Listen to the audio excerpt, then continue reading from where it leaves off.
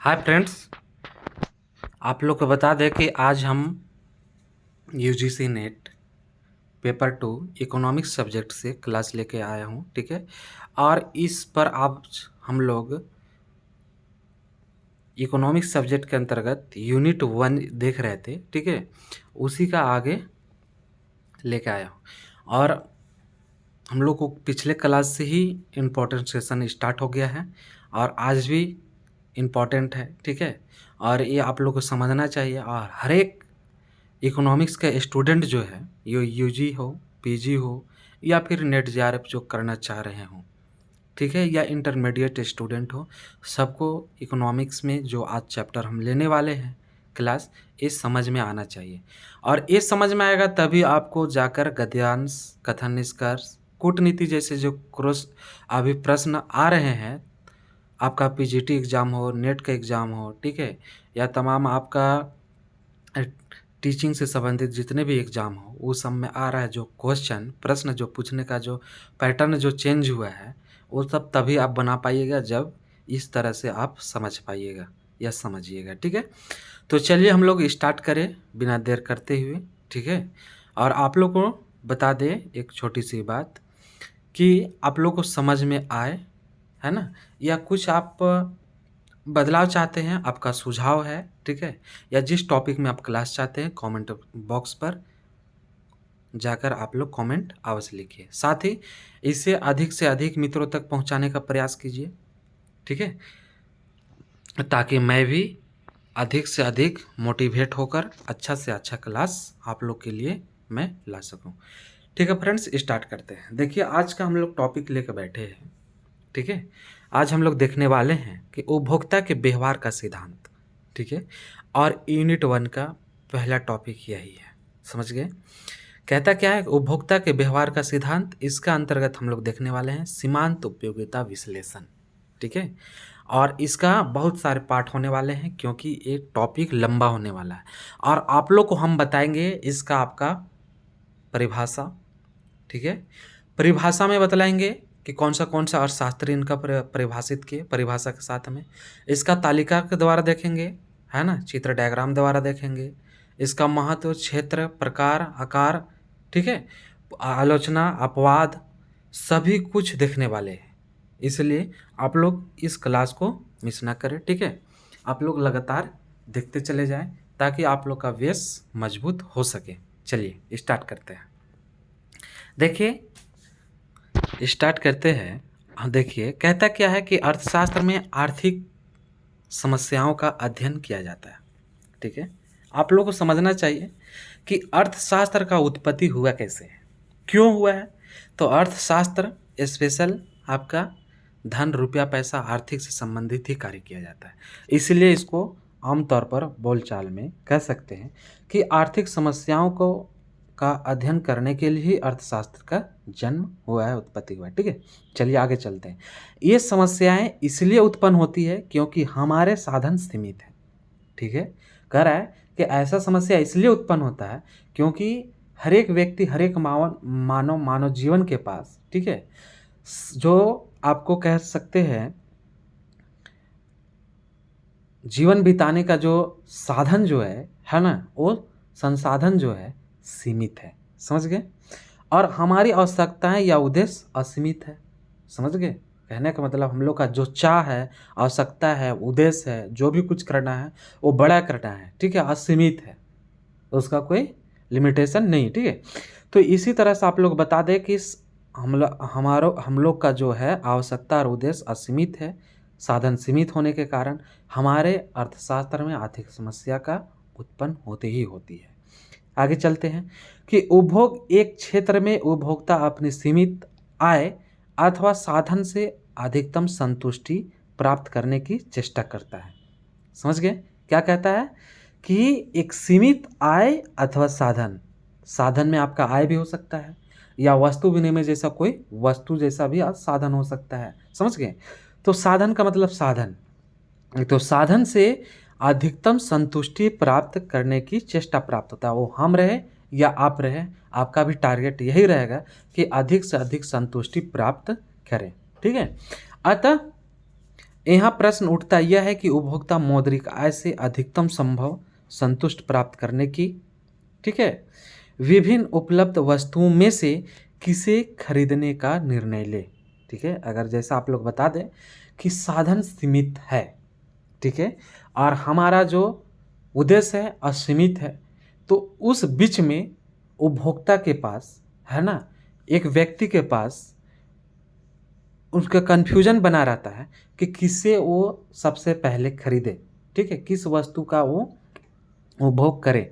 तो उसमें देखिए कि किस तरह से उसको खरीदा जा सकता है, ये सब हम लोग आगे अभी डिटेल्स स्टार्ट करेंगे, ठीक है, देखेंगे। तो देखिए, उपभोक्ता के व्यवहार का सिद्धांत इस प्रकार की आर्थिक समस्या से घिरे उपभोक्ता के, ठीक है, घिरे उपभोक्ता के व्यवहार का अध्ययन करता है और यह बतलाता है कि उपभोक्ता अपनी सीमित आय को विभिन्न वस्तुओं पर किस प्रकार खर्च करे, ठीक है, ताकि उससे अधिकतम संतुष्टि प्राप्त हो। ठीक है, तो कुल मिलाकर आप लोग का जो टॉपिक इसमें दिया हुआ है यूनिट 1 के अंतर्गत उपभोक्ता के व्यवहार का सिद्धांत, तो कुल मिलाकर यही है कि उपभोक्ता व्यवहार के सिद्धांत के अंतर्गत कि उपभोक्ता के पास जो संसाधन जो सीमित है उसको किस तरह से अगर वो खर्च करे, या कैसा आपका आवश्यकता या उद्देश्य की जो वस्तुएं हैं, सेवाएं हैं, उसको कैसे खर्च करे या किसको प्राथमिकता दे, ठीक है, आप, ताकि उनको अधिक से अधिक अधिकतम संतुष्टि प्राप्त हो सके। इसको अध्ययन करने के लिए ही इस चैप्टर को उपभोक्ता व्यवहार सिद्धांत को लाया गया है, इससे ही सॉल्व करने के लिए। चलिए आगे देखते हैं। उपभोक्ता द्वारा अधिकतम संतुष्टि प्राप्त करने की स्थिति को उपभोक्ता के संतुलन की स्थिति कहा जाता है। याद रखिएगा, क्या? उपभोक्ता द्वारा अधिकतम संतुष्टि प्राप्त करने की स्थिति को ही क्या कहते हैं? उपभोक्ता संतुलन का स्थिति कहते हैं। ये भी क्वेश्चन बनता है, ठीक है, इसे भी नोट करना है आप लोग को। चलिए अब आगे चलते हैं कि उपभोक्ता के व्यवहार अथवा मांग से संबंधित मुख्यतः 3 सिद्धांत दिए गए हैं। ठीक है, अगर जब आप लोग का उपभोक्ता के व्यवहार, ठीक है, और मांग से संबंधित अगर सिद्धांत की बात की जाए तो 3 सिद्धांत दिया हुआ है। पहला सीमांत उपयोगिता विश्लेषण, उसके बाद तटस्थता वक्र विश्लेषण, उसके बाद उद्घाटित या प्रकट अधिमान सिद्धांत, ठीक है, और जिसको इस चैप्टर में हम सब सीमांत उपयोगिता विश्लेषण का अध्ययन करेंगे। और बता दें कि अगले अध्याय में भी इन सिद्धांतों का व्याख्या लगातार जारी रहेगा, क्योंकि ये चैप्टर लंबा होने वाला है, समझ गए। तो चलिए फ्रेंड्स, हम लोग अब मेन टॉपिक पर चलते हैं कि सीमांत उपयोगिता विश्लेषण। ठीक है, क्या है आपका सीमांत उपयोगिता विश्लेषण। चलिए, तो सीमांत उपयोगिता विश्लेषण, इस विश्लेषण अथवा सिद्धांत के प्रतिपादक प्रोफेसर मार्शल हैं। तो आप लोगों को पूछे क्वेश्चन में कि सीमांत उपयोगिता विश्लेषण का प्रतिपादक कौन है, जन्मदाता कौन है, तो आप लोग सीधा प्रोफेसर मार्शल का नाम लेना है, ठीक है, नोट कीजिए। अतः इसे मार्शल का विश्लेषण भी कहा जाता है। इस सिद्धांत को क्या कहा जाता है? मार्शल का विश्लेषण भी कहा जाता है, ये भी नोट कीजिए।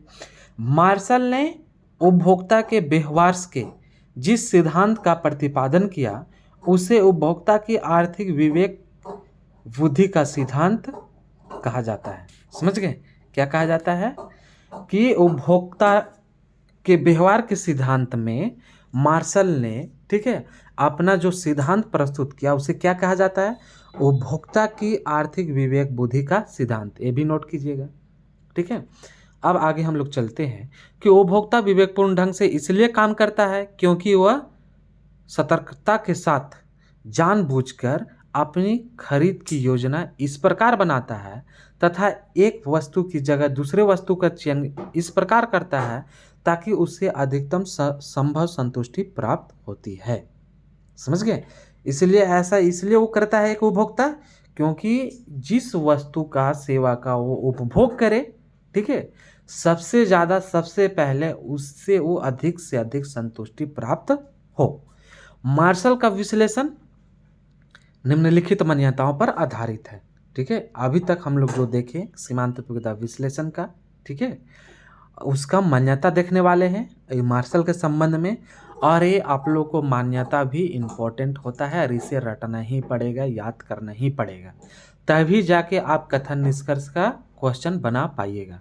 और नहीं तो संभव है ही नहीं कि आप आराम से केवल ऊपर ऊपर पढ़ के पास कर लें। ठीक है, तो चलिए हम लोग मान्यता को देखते हैं थोड़ा डिटेल्स में। समझ गए? मान्यता बैठ गया तो समझिए कि आपका पूरा का पूरा परिभाषा दिमाग में बैठ गया। समझ गए? तो सारी प्रक्रिया में उपभोक्ताओं की आवश्यकताएं क्या है? अपरिवर्तित रहती है। याद रखिएगा, सारी प्रक्रिया में उपभोक्ता की आवश्यकताएं अपरिवर्तित रहती है। दूसरी मान्यता, उपभोक्ता के पास मौद्रिक आय की एक निश्चित रकम होती है।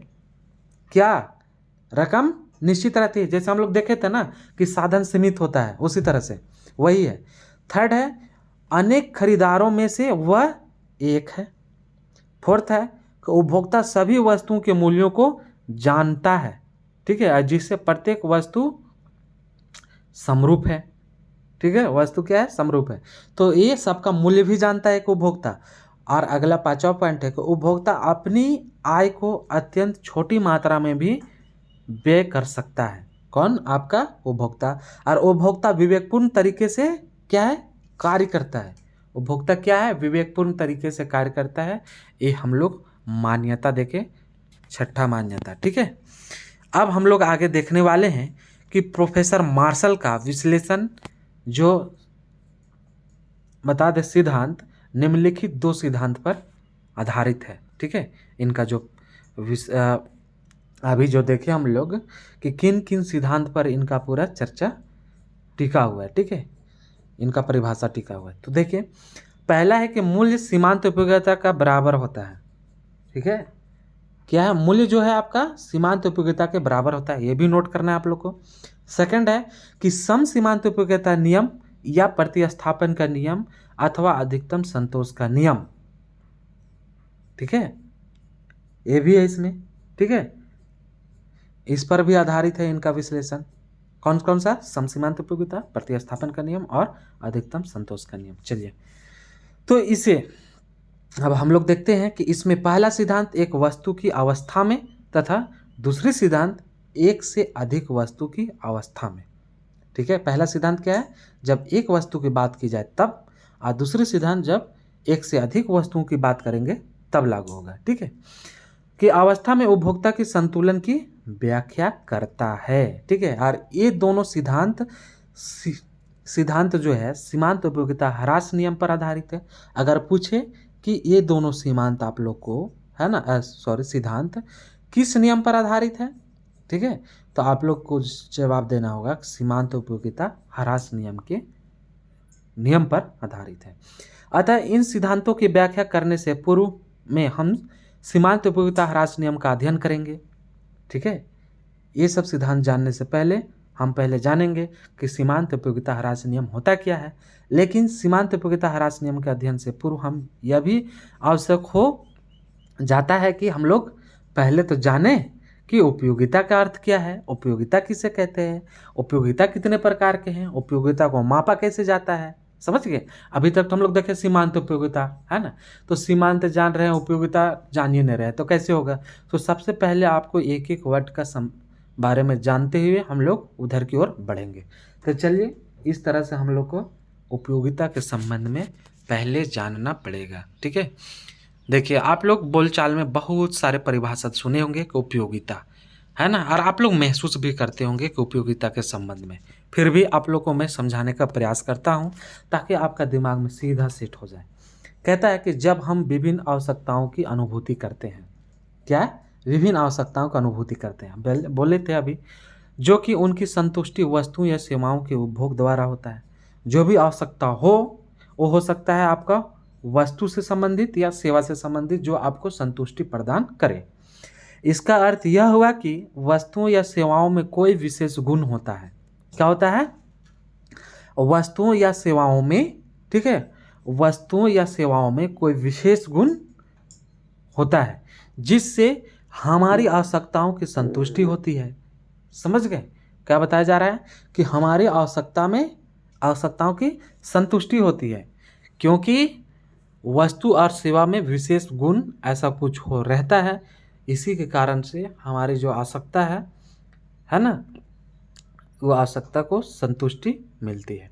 वस्तु या सेवाओं के इसी गुण या क्षमता को उपयोगिता कहते हैं। समझ गए? जिस वस्तु में कोई विशेष गुण पाया जाता है या फिर आवश्यकताओं को संतुष्टि करने की जो क्षमता पाया जाता है, उसे ही उपयोगिता कहते हैं।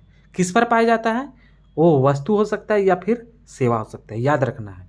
अगर दूसरे शब्दों में हम कह सकते हैं एक लाइन में, ठीक है, एक लाइन में अगर दूसरे शब्दों में कहें तो वस्तुओं या सेवाओं में मानवीय आवश्यकताओं को संतुष्ट करने की जो क्षमता होती है उसे उपयोगिता कहते हैं।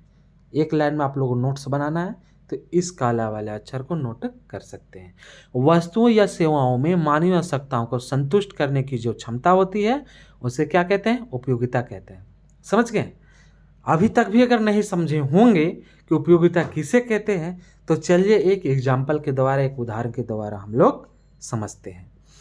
कहता है कि वस्त्र द्वारा शरीर ढकने की आवश्यकता की संतुष्टि होती है, ठीक है। अतः वस्त्र में उपयोगिता है कि उसी प्रकार भोजन की आवश्यकता को हम रोटी खाकर पूरी कर सकते हैं, या बीमार पड़ने पर डॉक्टर की सेवा का उपयोग कर सकते हैं। और इस प्रकार रोटी तथा डॉक्टर की सेवा में उपयोगिता है, क्योंकि इसमें हमारी आवश्यकता को संतुष्ट करने का गुण या अथवा क्षमता शामिल है। समझ गए? तो इस तरह से हम लोग, आप लोग समझ गए होंगे कि उपयोगिता का अर्थ क्या है। अब हम लोग आगे चलते हैं, कुछ उपयोगिता की में बात करते हैं ताकि मतभेद क्लियर हो, ठीक है, कन्फ्यूजन क्लियर हो। कहता है कि यहाँ पर ध्यान देने योग्य बातें यह है कि उपयोगिता तथा लाभदायकता में अंतर है। क्या? उपयोगिता और लाभदायकता में क्या अंतर है? साधारणतः हम उन्हीं वस्तुओं को उपयोगी समझते हैं जो लाभदायक हो, है ना। हम लोग समान जीवन में ऐसा ही समझते हैं कि उपयोगी वही है, ठीक है, जो हमारे लिए लाभदायक हो, परंतु ऐसा नहीं है। जो वस्तु हानिकारक होती है उसे हम उपयोगी नहीं समझते हैं। समझ गए? हानिकारक को नहीं समझते हैं और लाभदायक को समझते हैं। लेकिन अर्थशास्त्र में केवल लाभदायक वस्तुओं को ही नहीं, ठीक है, उपयोगी नहीं समझा जाता। वस्तु चाहे लाभदायक हो या हानिकारक, यदि उससे किसी आवश्यकता की संतुष्टि हो तो उसे हम उपयोगी कर सकते हैं। समझ गए? वो उस वस्तु हानिकारक या लाभदायक नहीं, उससे हमको कोई मतलब नहीं। बस ये देखना है कि जो उपभोक्ता है, अगर वो हानिकारक वस्तु से भी या हानिकारक पदार्थ से भी अगर उनको संतुष्टि मिल रहा है, उनकी आवश्यकता पूर्ति हो रहा है, तो उनके लिए वह उपयोगिता है। आप लोग दिमाग में डाल लें। जैसे उदाहरण के लिए जहर सुने होंगे, ठीक है, मादक, है ना, शराब पदार्थों को हानिकारक समझा जाता है, लेकिन अर्थशास्त्र में हानिकारक होते हुए भी वे उपयोगी हो सकते हैं, क्योंकि इसमें यदि उसमें किसी व्यक्ति की आवश्यकता की पूर्ति होती है। अगर कोई व्यक्ति मरना चाहता हो उसके लिए तो उपयोगिता होगा ना जहर। जो पीना चाहता हो, है ना, शराब का मजा लेना चाहता हो तो उसके लिए शराब तो ठीक होगा, भले वो समाज के लिए या दूसरे व्यक्ति के लिए गलत हो, तो उनके लिए तो उपयोगिता है। यदि शराबी को शराब की आवश्यकता है तो उसके लिए शराब में उपयोगिता होगी, भले ही लोग शराब को हानिकारक समझते हो। स्पष्ट है कि उपयोगिता का नैतिकता से भी संबंध नहीं है। अगर आप लोग से पूछे कि उपयोगिता को नैतिकता से संबंध है या नहीं, तो नहीं, नैतिकता से कोई संबंध नहीं। इसको भी नोट कीजिए, ये भी क्वेश्चन पूछा हुआ है। वस्तु का उपभोग चाहे नैतिक हो या अनैतिक, यदि उससे किसी आवश्यकता विशेष की संतुष्टि होती है तो उसे उपयोगी कहा जाएगा। समझ गए? तो आप लोग को मेरे ख्याल से लगता है कि उपयोगिता के मतलब आप लोग को समझ में आ गया होगा। अब आप लोग को आगे ले चलते हैं कि बता दें कि पुनः उपयोगिता वस्तुगत ना होकर आत्मगत एवं सापेक्षिक होता है। ये भी क्वेश्चन पूछा है, ठीक है, ये पूरा नोट करना है। समझ गए कि उपयोगिता वस्तुगत ना होकर आत्मगत और सापेक्षिक होता है। यद्यपि उपयोगिता किसी वस्तु का सेवा या गुण है जिससे मानवीय आवश्यकताओं की पूर्ति होती है, तथापि उपयोगिता किसी वस्तु विशेष के आंतरिक गुणों पर निर्भर नहीं करती, ठीक है, नहीं करती है। और दूसरे शब्दों में उपयोगिता वस्तु गत नहीं होती, ठीक है। और उपयोगिता आत्मगत एवं सापेक्षिक होती है, समझ गए। और इसका अर्थ यह है कि उपयोगिता व्यक्तिगत विशेष के मनोवृत्ति एवं आपका विभिन्न परिस्थितियों पर निर्भर करती है। ये भी नोट करने योग्य बातें हैं कि उपयोगिता व्यक्ति विशेष की मनोवृत्ति एवं विभिन्न परिस्थितियों पर निर्भर करती है। एक ही वस्तु की उपयोगिता विभिन्न व्यक्तियों के लिए अलग अलग होती है, ठीक है। एक ही वस्तु जो है आपका एक ही आपका कह सकते हैं सेवा अलग अलग व्यक्तियों के लिए, अलग अलग उपभोक्ताओं के लिए अलग अलग उनका उपयोगिता मिल सकता है, ठीक है। उदाहरण के लिए विद्यार्थी के लिए कलम की उपयोगिता अधिक है, लेकिन चरवाहे के लिए नहीं, है ना, उसके कुछ भी उपयोगिता नहीं मिलेगा। और उसी तरह प्रकार अगर देखा जाए व्यक्ति के लिए आपका विभिन्न समय में स्थानों के किसी वस्तु की उपभोक्ता अथवा अलग अलग होती है। तो उदाहरण के लिए घर या कॉलेज में विद्यार्थी इनके लिए कलम की उपयोगिता अधिक है, क्योंकि एक मंदिर में उसकी विद्यार्थी के लिए उस कलम की उपयोगिता कुछ नहीं रह जाती। पुनः किसी व्यक्ति के लिए जाड़े में उन्हीं कपड़ों की वस्तु की उपयोगिता होती है, लेकिन उसके लिए गर्मी उन्हीं कपड़ों की उपयोगिता नहीं होती है। तो इस तरह से हम लोग देखें तमाम आपका एग्जाम्पल से, पेन है ना, शराब, ऊनी कपड़ा, ठीक है, किसके लिए उपयोगी और किसके लिए नहीं है। अब हम लोग आप लोग को बता दें कि सीधा सीधा हम लोग थॉट में चलते हैं, ठीक है, मेन टॉपिक पर चलते हैं, बात करते हैं। उपयोगिता आवश्यकता की तीव्रता पर भी निर्भर करती है। तो आप लोग क्वेश्चन यहाँ से भी बनता है, एक क्वेश्चन ये भी नोट कर लीजिए। जब हमारे लिए किसी वस्तु की आवश्यकता अधिक तीव्र होती है तो उसकी उपयोगिता भी हमारे लिए अधिक होती है। दूसरी ओर यदि किसी वस्तु के लिए हमारी उपयोगिता की तीव्रता कम है तो उसकी उपयोगिता भी कम होगी।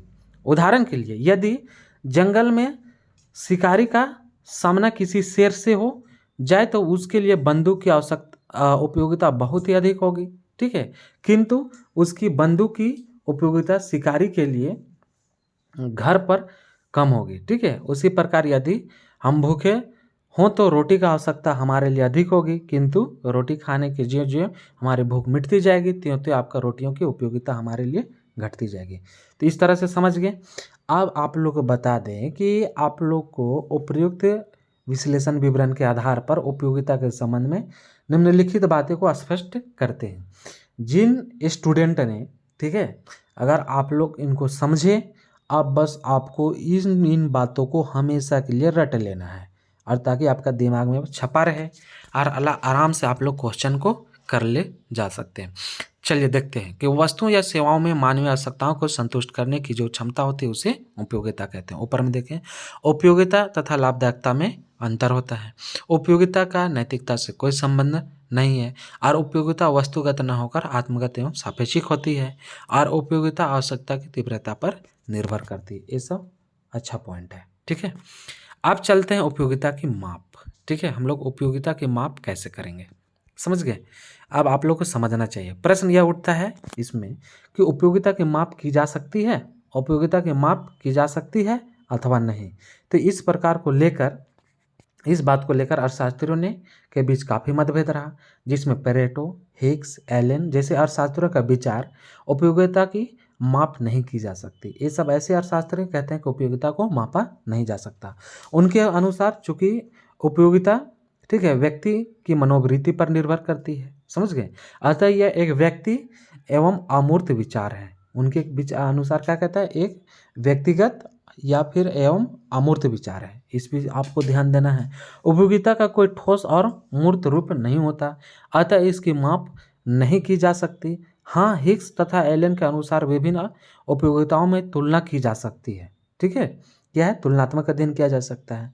जैसे उदाहरण के लिए हम यह कह सकते हैं कि पेंसिल का पीछा कलम से हमें अधिक उपयोगिता मिलती है। इस तरह से उदाहरण किया जा सकता है, लेकिन यह उपयोगिता गिनती नहीं है, इसका पता नहीं लगाया जा सकता। दूसरे शब्दों में कहें कि उपयोगिता की माप नहीं की जा सकती।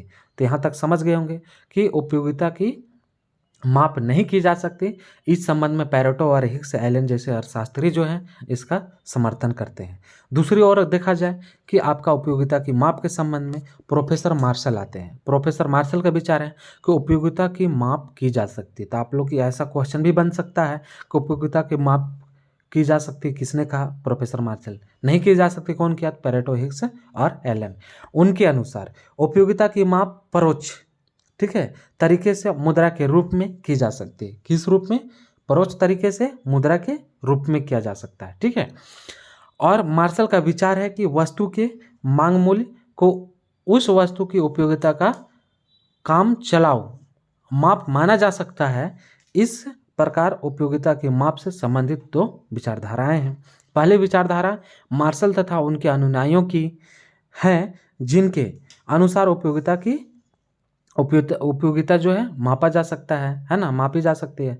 और इन्हें आपको बता दें कि गणनावाचक अर्थशास्त्री तथा इनकी, अतः इन्हें गणनावाचक अर्थशास्त्री तथा इनकी विचारधारा को, है ना, कार्डिनल कॉन्सेप्ट कहा जाता है, ठीक है। आप लोग को ये वाला जो पॉइंट है ना, आप लोग को नोट करना चाहिए, ठीक है। किसे?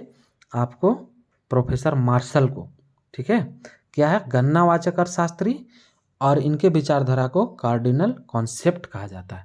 दूसरी विचारधारा, ठीक है, दूसरी विचारधारा हिग्स एवं एलन जैसे आधुनिक अर्थशास्त्रियों की है, जिनके अनुसार उपयोगिता मापी नहीं जा सकती वरन विभिन्न उपयोगिताओं में तुलना की जा सकती है, और इन्हें कहा जाता है क्रमवाचक अर्थशास्त्री, इन सब अर्थशास्त्रियों को।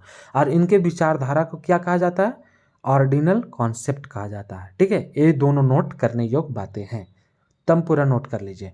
जो अर्थशास्त्री उपयोगिता को अमापनीय मानते हैं, वे अपने विचार की पुष्टि के लिए निम्नलिखित तर्क प्रस्तुत करते हैं। समझ गए?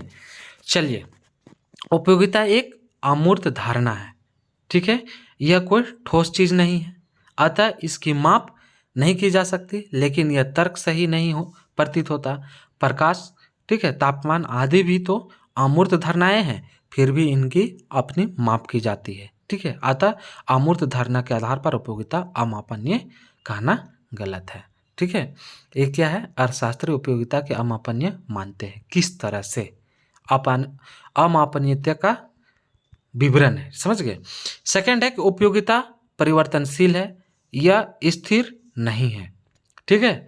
लेकिन परिवर्तनशील के आधार पर भी उपयोगिता को अमापनीय कहना सही नहीं है, ठीक है। तापमान भी तो परिवर्तनशील है, लेकिन हम उसकी माप कहते हैं। वास्तव में किसी चीज़ की माप करना तथा उसकी माप को स्थिर रखना दो अलग अलग बातें हैं।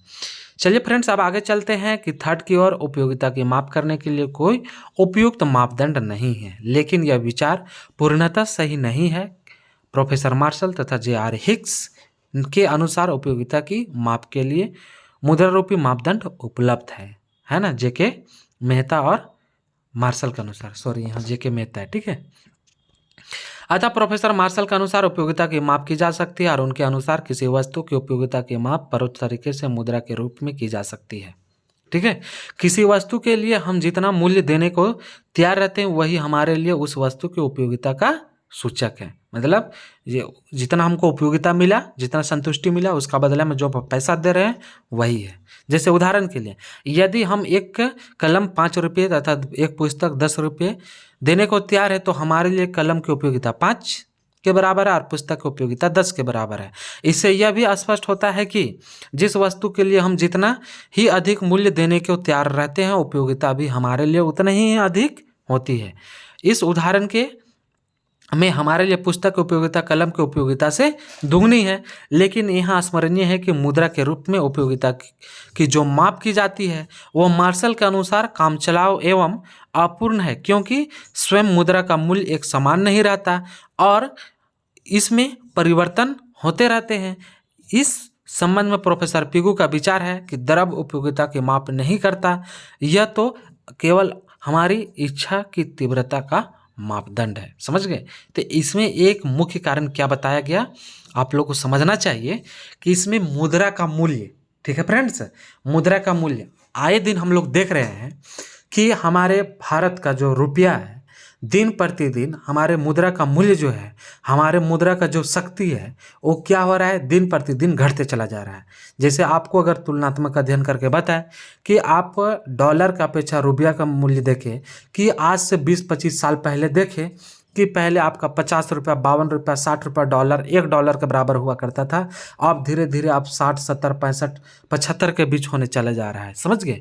तो इस तरह से भी अगर होता है तो प्रोफेसर पीयू इस संबंध में कहते हैं कि ऐसा नहीं हो सकता है, ठीक है, इसमें दिक्कत हो सकता है। तो प्रोफेसर मार्शल के अनुसार उपयोगिता की माप मुद्रा के रूप में तो हो ही सकती है, लेकिन हम उपयोगिता की माप उपयोगिता की इकाइयों के रूप में भी करते हैं। उदाहरण के लिए जो आप लोग को दिया हुआ है कि उपयोगिता, आपका कलम की उपयोगिता जो है 500 रुपया के बराबर, आप पुस्तक का उपयोगिता 10 के बराबर, अतः हम कह सकते हैं कि हमें कलम से 5 रुपया 5 इकाई की उपयोगिता मिलती है और पुस्तक की 10 इकाई के बराबर उपयोगिता प्राप्त होती है। और इस प्रकार उपयोगिता को मुद्रा या मूल्य अथवा इकाइयों के रूप में मापा जा सकता है, प्रोफेसर मार्शल का कहना है। यहाँ आगे हम मानकर चलेंगे कि उपरोक्त तरीके से उपयोगिता को मापा जा सकता है और मापते हैं, ठीक है। तो ठीक है फ्रेंड्स, आज की क्लास में हम लोग देखें कि उपयोगिता, उपयोगिता के अर्थ, उपयोगिता के माप, समझ गए। और साथ ही साथ में हम लोग समसीमांत उपयोगिता ह्रास नियम आगे देखने वाले हैं, ठीक है। सीमांत उपयोगिता विश्लेषण है ना, उस पर देखें। और उपभोक्ता के व्यवहार का सिद्धांत का चैप्टर स्टार्ट हो गया, अरे बहुत सारा लंबा चैप्टर चलने वाला है, समझ गए। तो ठीक है फ्रेंड्स, थैंक यू। आप लोग को अच्छा लगे अधिक से अधिक मित्रों के पास इसे शेयर कीजिए और कमेंट बॉक्स पर कमेंट लिखें। Thank you friends.